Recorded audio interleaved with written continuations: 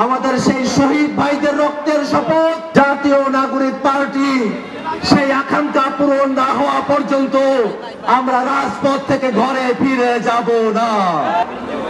আমরা যে নতুন বাংলাদেশ বিনির্মাণ করতে চাই, এই বাংলাদেশে জবাবদিহিতার ঊর্ধ্বে, প্রশ্নের ঊর্ধ্বে কোন ব্যক্তি, কোন রাজনৈতিক নেতা, কোন সরকারি আমলা, পুলিশ প্রশাসন, আর্মি থেকে আর কাউকে আমরা জবাবদিহিতার উপরে রাখতে চাই না।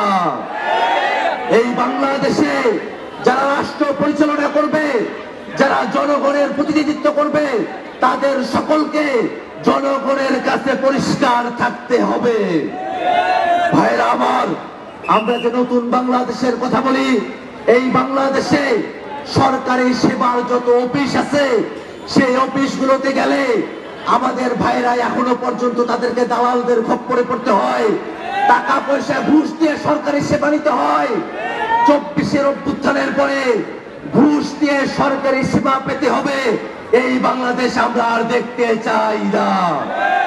ভাইরা আমার, আমরা উন্নয়নের গল্প শুনেছি, কিছু রাস্তাঘাট করে হাজার হাজার কোটি টাকা বাংলাদেশ থেকে বিদেশে পাচার করা হয়েছে।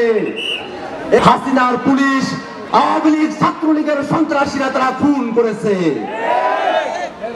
আমাদের সেই শহীদ ভাইদের রক্তের শপথ, যে আকাঙ্ক্ষা থেকে আমাদের ভাইরা জীবন দিয়েছিল, জাতীয় নাগরিক পার্টি সেই আকাঙ্ক্ষা পূরণ না হওয়া পর্যন্ত আমরা রাজপথ থেকে ঘরে ফিরে যাব না। ভাইরা আমার, আমাদের লড়াই ন্যায্যতা প্রতিষ্ঠার লড়াই, আমাদের লড়াই বাংলাদেশে ইনসাফ ভিত্তিক সমাজ রাষ্ট্র ব্যবস্থা প্রতিষ্ঠার লড়াই। বাংলাদেশের নানা প্রান্তের মানুষেরা নানা ভাবে তাদেরকে বঞ্চিত করা হয়।